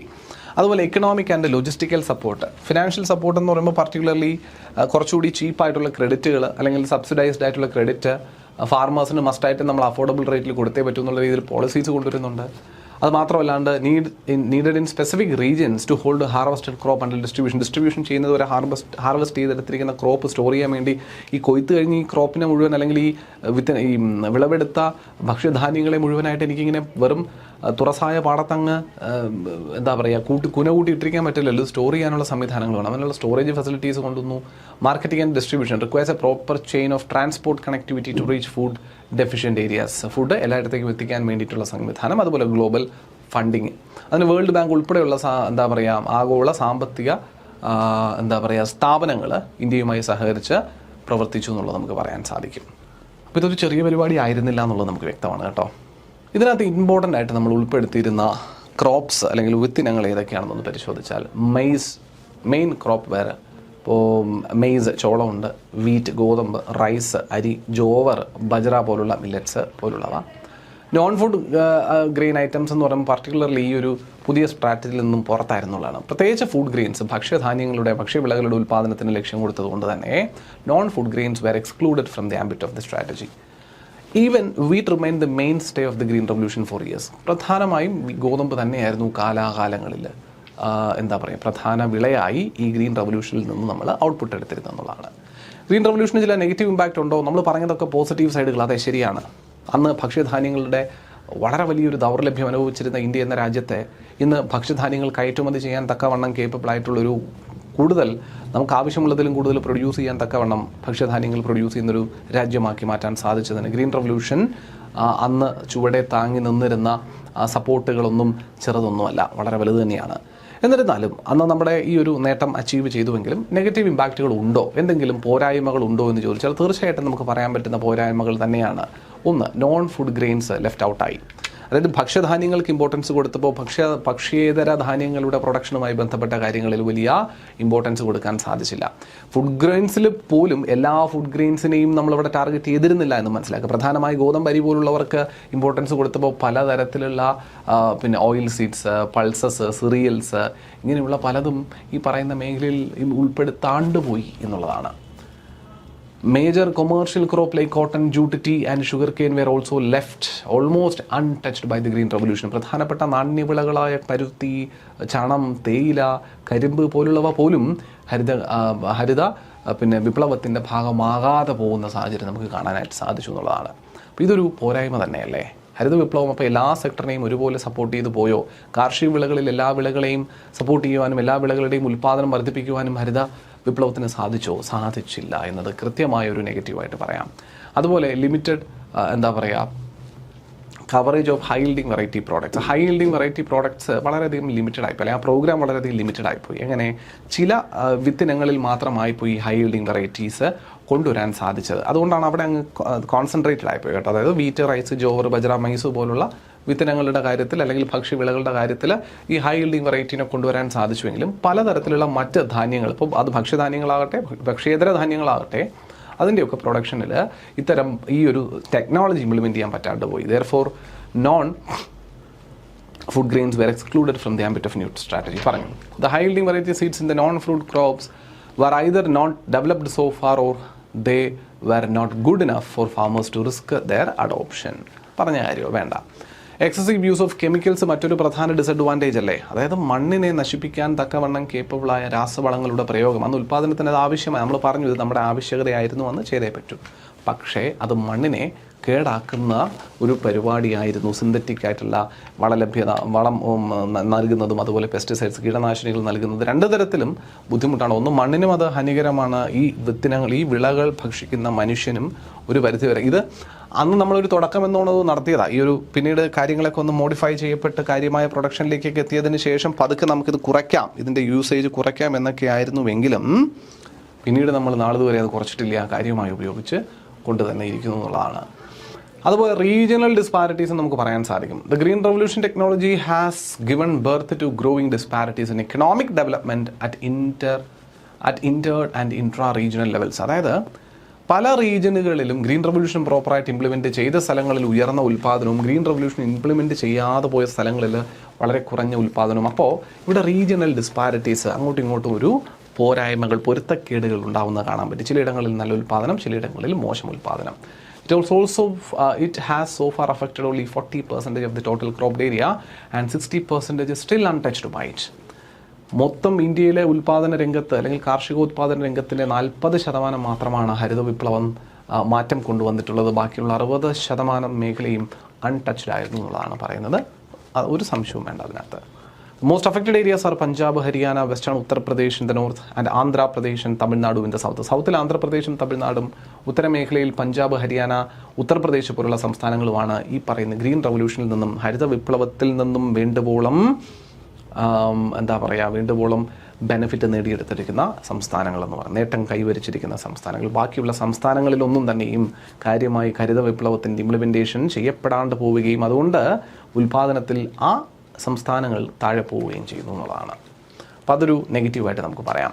പിന്നുള്ളത് ഹെൽത്ത് ഹസാർഡ്. അത് ഞാൻ ഓൾറെഡി സൂചിപ്പിച്ചതാണ്. ഈ ഹാനികരമായിട്ടുള്ള കെമിക്കൽ ഫെർട്ടിലൈസറുകളും കെമിക്കൽ പെസ്റ്റിസൈഡുകളുടെയും ഉപയോഗം സ്വാഭാവികമായിട്ടും മനുഷ്യരിൽ, അത് ഉപയോഗിക്കുന്ന മനുഷ്യരുണ്ടല്ലോ, കർഷകർ, ഈ വളം കൈകൊണ്ടെടുത്ത് പ്രയോഗിക്കുന്ന ആൾക്കാർ, ഈ കീടനാശിനി കൈകൊണ്ടെടുത്ത് പ്രയോഗിക്കുന്ന ആൾക്കാർ, ഇവരുടെയൊക്കെ കൈകളിലും ഇവരുടെ ശ്വാസകോശ സംബന്ധമായ അസുഖങ്ങൾ, പലതരത്തിലുള്ള ഡിഫക്ട്സ് ഈ പറയുന്ന ആളുകളിലും ഈ ഭക്ഷണം കഴിക്കുന്ന ആളുകളിലും ഇതിന് സമീപത്തായി ജീവിക്കുന്ന ആളുകളിലും ഒക്കെ കാണാൻ സാധിക്കുന്നു. കെമിക്കൽസിൻ്റേതായൊരു ഇൻഫ്ലുവൻസിൽ നിന്നുള്ള പ്രശ്നങ്ങൾ ഉണ്ടാകാൻ കാരണമായി എന്നുള്ളത് ഹെൽത്ത് ഹസാർഡ്സ് ആയിട്ട് നമുക്ക് പറയാൻ പറ്റുന്നുണ്ട്. പിന്നുള്ളത് അതൊരു ഡിസഡ്വാൻറ്റേജ് തന്നെയാണ് കേട്ടോ. ഈ ഒരു ഹരിത വിപ്ലവത്തിൽ കോൺസെൻട്രേറ്റ് ചെയ്തിരിക്കുന്നതിൽ ഒരു ബഹുഭൂരിഭാഗവും അത്യാവശ്യം വാട്ടർ ഇൻറ്റൻസീവ് ക്രോപ്പാണ്. പ്രത്യേകിച്ച് ഈ പാഡി, ഗോതമ്പൊക്കെ പോലുള്ളത് വാട്ടർ ഇൻറ്റൻസീവ് ആയിട്ടുള്ള ക്രോപ്പാണ്. നല്ലപോലെ വെള്ളം വേണ്ട ക്രോപ്പാണ്. The crops introduced during the green revolution were water intensive. അതായത് 3500 ലിറ്റർ വെള്ളം വേണം to produce 1 kilogram of rice. 1 kilogram അരി പ്രൊഡ്യൂസ് ചെയ്യാൻ 3500 ലിറ്റർ വെള്ളം വേണം, compared to 1350 litre for wheat and 900 litre for maize. അപ്പോൾ 4 ചോക്ക 1 കിലോഗ്രാം അരി ഉൽപ്പാദിപ്പിക്കാൻ 3500 ലിറ്റർ വെള്ളം, 1 കിലോഗ്രാം ഗോതമ്പ് ഉൽപ്പാദിപ്പിക്കാൻ 1350 ലിറ്റർ വെള്ളം, 1 കിലോഗ്രാം ചോളം ഉൽപ്പാദിപ്പിക്കുന്നതിന് 900 ലിറ്റർ വെള്ളം. അപ്പോൾ വെള്ളം വളരെയധികം വ്യാപകമായി ഉപയോഗിക്കേണ്ടി അല്ലെങ്കിൽ വിനിയോഗിക്കേണ്ടി വരുന്ന തരത്തിലുള്ള ക്രോപ്പുകളാണെന്ന് ഇമ്പോർട്ടൻസ് കൊടുത്ത് വിളവെടുപ്പ് നടത്തിയിരുന്നത് എന്നുള്ളതും മറ്റൊരു പ്രതിസന്ധി അല്ലെങ്കിൽ നെഗറ്റീവായി നമുക്ക് സൂചിപ്പിക്കുവാൻ സാധിക്കുന്നുണ്ട്. അതിൻ്റെ ഇക്കോളജിക്കൽ ഇമ്പാക്റ്റ് ഞാൻ ഈ സൂചിപ്പിച്ച പോലെ തന്നെയുള്ള രാസവള പ്രയോഗങ്ങളുടെയും മറ്റും ഉയർന്ന യൂസേജ് നമ്മൾ കണ്ടതുകൊണ്ട് തന്നെ ഇക്കോളജിക്കലി ഉണ്ടാക്കാൻ സാധ്യതയുള്ള ബുദ്ധിമുട്ടുകൾ ഇത് തന്നെയാണ്. ഇപ്പോൾ പലരും അതിനെപ്പറ്റി പറഞ്ഞിട്ടുണ്ട് കേട്ടോ. The most devastating negative impact of green revolution was ecological എന്നാണ് പറയുന്നത്. ഏറ്റവും പ്രശ്നമേറിയത് അത് എക്കോളജിക്കലായിട്ടുള്ള കാര്യമാണ്. When the issue related with it were raised by the media, scholars, experts and environmentalists, neither the government nor the masses, അതായത് കർഷകർ, they were not educated enough to understand the side effects of the inputs of the green revolution.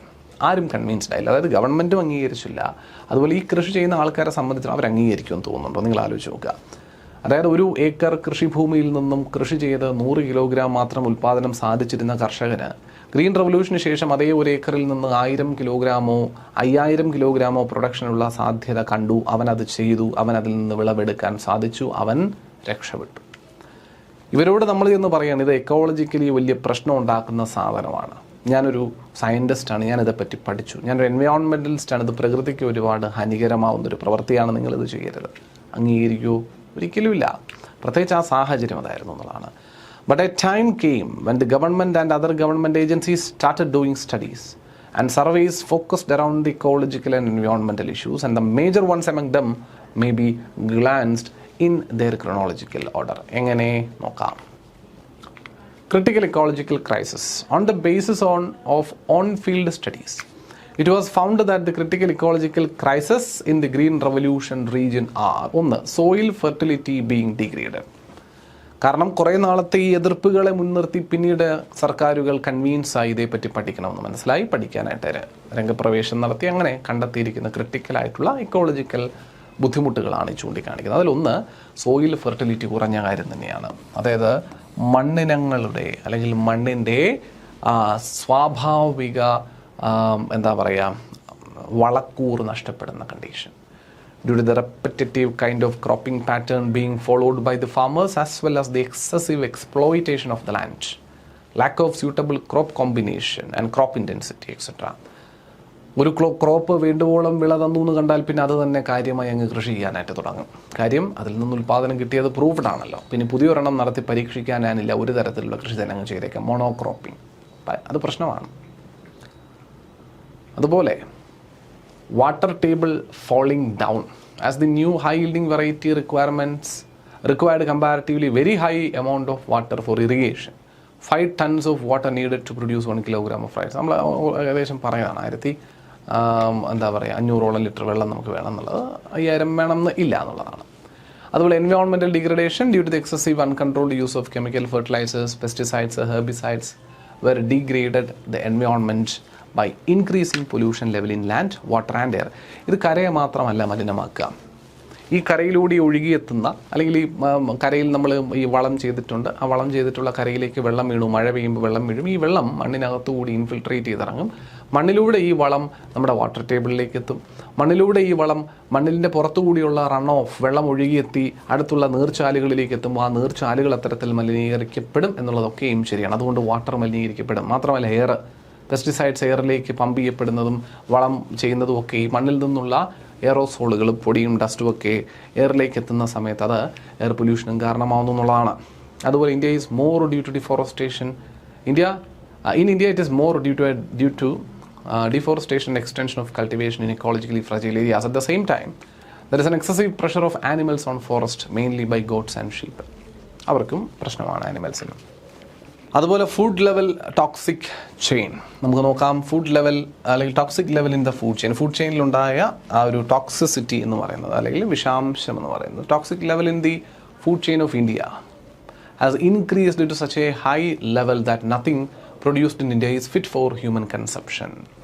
Basically, unbridled use of chemical fertilizers and weedicides and their industrial production combined together had polluted the land, water and air to such an alarming high level that the whole food chain had been a prey of high toxicity. എല്ലാം ഇതിനകത്ത് ഈ വളത്തിൻ്റെ നേരിട്ടുള്ള ഉപയോഗം മാത്രമല്ല ഈ toxicity create ചെയ്യുന്നത്. വളം നിർമ്മിക്കാനുള്ള ഫാക്ടറികളിൽ നിന്ന് പുറന്തള്ളപ്പെടുന്ന കാർബൺ, അതിൽ നിന്ന് പുറന്തള്ളപ്പെടുന്ന മലിനജലം, അതിൽ നിന്ന് പുറന്തള്ളപ്പെടുന്ന വേസ്റ്റുകൾ, ഇങ്ങനെ എല്ലാം ഇതിനകത്ത് ഇൻക്ലൂഡഡ് ആണ്. അതിൻ്റെ ട്രാൻസ്പോർട്ടേഷൻ, അതിൽ നിന്ന് വളം കൊണ്ടുവരുന്ന എന്താ പറയുക വാഹനങ്ങൾ പ്രൊഡ്യൂസ് ചെയ്യുന്ന പിന്നെ ബുദ്ധിമുട്ടുകൾ, പിന്നെ ഇവരുടെ ഡിസ്ചാർജുകൾ അല്ലേ, കെമിക്കൽസ് നദിയിലേക്കും മണ്ണിലേക്കും എയറിലേക്കും ഒക്കെ ഡിസ്ചാർജ് ചെയ്ത് പോകുന്നത്, ഇങ്ങനെ ഒരുപാട് കാര്യങ്ങൾ നമ്മുടെ മണ്ണിനെയും ജലത്തെയും വായുവിനെയും മലിനീകരണത്തിന് വിധേയരാക്കി എന്ന് നമുക്ക് പറയാൻ സാധിക്കും.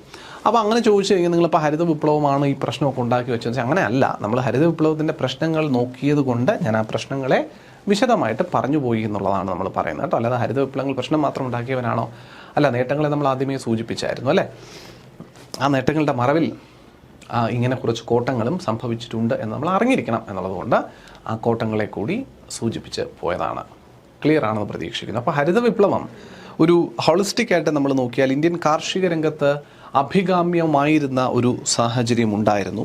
ഇന്ത്യൻ കാർഷിക രംഗത്തിൻ്റെ തളർച്ച നേരിടാനായിട്ട് റവല്യൂഷണറി ആയിട്ടുള്ള ഒരു ആക്ഷൻ പ്ലാൻ ഇന്ത്യക്ക് എന്താ പറയുക പ്രാവർത്തികമാക്കേണ്ടതിൻ്റെ ആവശ്യകത വളരെയധികം കൂടി നിന്നിരുന്ന ഒരു കാലഘട്ടത്തിൽ ശ്രീ MS സ്വാമിനാഥൻ്റെ നേതൃത്വത്തിൽ ലോകത്ത് പലയിടത്തും പരീക്ഷിച്ചു വിജയിച്ച ഗ്രീൻ റവല്യൂഷൻ എന്ന കോൺസെപ്റ്റ് നോർമൻ ബോർലോഗ് എന്ന മനുഷ്യൻ ഇൻട്രൊഡ്യൂസ് ചെയ്ത മെക്സിക്കോയിൽ തുടങ്ങി വെച്ച ഫിലിപ്പീൻസ് എന്ന ഏഷ്യൻ രാജ്യത്തിലൂടെ ഏഷ്യയിലേക്ക് കടന്നു വന്ന ആ ഒരു ആശയം കാർഷിക രംഗത്ത് ഇന്ത്യൻ കാർഷിക രംഗത്തും ഉപയോഗിക്കുവാനുള്ളൊരു ശ്രമം ശ്രീ MS സ്വാമിനാഥൻ്റെ നേതൃത്വത്തിൽ തുടങ്ങി വയ്ക്കുകയും 1966-കളിൽ തുടങ്ങി വെച്ച് ഈ പദ്ധതി 2 ഘട്ടങ്ങളായി ഇന്ത്യയിൽ ഇംപ്ലിമെൻറ്റ് ചെയ്യുകയും ചെയ്യുന്നു.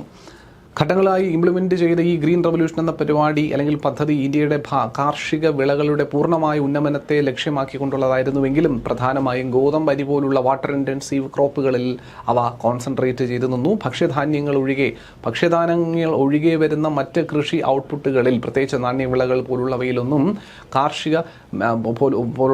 തന്നെയും ഈ ഹരിത വിപ്ലവത്തിൻ്റെതായ ഒരു ഇൻഫ്ലുവൻസും കാണാൻ സാധിച്ചില്ല. ആ മേഖലയിലേക്ക് ഹരിത വിപ്ലവം ഫോക്കസ് കൊടുത്തില്ല എന്നുള്ളത് നമുക്ക് കാണാൻ സാധിച്ചു. എന്തിന്? ഭക്ഷ്യധാന്യങ്ങളുടെ തന്നെ ഉൽപ്പാദനത്തിൽ പോലും ചില ചുരുങ്ങിയ ഉൽപ്പാദന സ്പൈസസിൽ അല്ലെങ്കിൽ ഈ എന്താ പറയുക വിളകളിൽ മാത്രമായി ചുരുങ്ങി നിന്നിരുന്നു ഹരിത വിപ്ലവം എന്ന് പറയുന്നത്, അല്ലേ? പലതരത്തിലുള്ള ഭക്ഷ്യധാന്യങ്ങൾ പോലും അതിൽ നിന്ന് ലെഫ്റ്റ് ഔട്ട് ആയപ്പെട്ടു. മാത്രമല്ല റീജിയണൽ ഡിസ്പാരിറ്റീസ് കൃഷി ഏറ്റവും കൂടുതൽ കണ്ടിരുന്നത് ചില മേഖലയിൽ ചില ധാന്യങ്ങളിലായിരുന്നുവെങ്കിൽ പലയിടങ്ങളിലും കൃഷിയോ അല്ലെങ്കിൽ ഹരിത വിപ്ലവമോ പോലും എത്തിച്ചേരാത്ത സംസ്ഥാനങ്ങൾ പോലും വേണ്ടുവോളം കണ്ടത് സംസ്ഥാനങ്ങൾക്കിടയിൽ തന്നെ പ്രൊഡക്ഷൻ്റെ കാര്യത്തിൽ വൻപിച്ച ഒരു വേർതിരിവ് കൊണ്ടുവരാനായിട്ടും അത് സഹായിച്ചു എന്നുള്ളതാണ്. കാർഷിക മേഖലയിൽ ഇറിഗേഷനും വളത്തിൻ്റെ ഉപയോഗവും കീടനാശിനികളുടെ ഉപയോഗത്തിൻ്റെയും പ്രാധാന്യം എന്താണെന്ന് വിളിച്ചോദിത്തന്ന് അത് മനസ്സിലാക്കി കൊടുത്തൊരു വിപ്ലവകരമായിട്ടുള്ള മാറ്റം കൂടിയായിരുന്നു ഇന്ത്യൻ ഹരിത വിപ്ലവം എന്ന് പറയാൻ പറ്റും. അതുവരെ മഴയെ മാത്രം ആശ്രയിച്ച് വർഷത്തിൽ ഒരു തവണ മാത്രം കൃഷി ചെയ്തിരുന്ന കൃഷിഭൂമികളെല്ലാം വർഷത്തിൽ 2-3 തവണ പലതരത്തിലുള്ള ക്രോപ്പുകൾ കാർഷിക വിളകൾ കൃഷി ചെയ്യുന്നതിന് അനുയോജ്യമാക്കി മാറ്റാനുള്ള ജലലഭ്യതയും മറ്റും ഉറപ്പാക്കി മറ്റൊരു രീതിയിലെ കൃഷി ഒന്നിൽ കൂടുതൽ തവണ ഒരു മണ്ണിൽ തന്നെ കൃഷി ചെയ്യുവാൻ സാധിക്കുന്നൊരു സാങ്കേതികവിദ്യ എന്ന് പറഞ്ഞാൽ ഒരു മാജിക് പോലെയെന്ന് കർഷകർക്ക് കാണാൻ സാധിച്ചു. ഒരു വിള എടുക്കുന്ന സാഹചര്യങ്ങളിൽ 2 വിളവെടുപ്പ്, ഒരു വിളവെടുപ്പിൽ നിന്ന് കിട്ടിയ സമ്പാദ്യത്തിൻ്റെ ഇരട്ടി സമ്പാദ്യം ഒരേ വർഷത്തിൽ തന്നെ നിങ്ങൾക്ക് കർഷകർക്ക് കൈവരിക്കുവാൻ സാധിക്കുന്ന ഒരു സാഹചര്യം. കർഷകർ സന്തോഷവാന്മാരായി കൂടുതൽ കൃഷി ചെയ്യാൻ ആൾക്കാരിറങ്ങി കാർഷിക അഭിവൃദ്ധിയിലേക്ക് മുന്നേറി.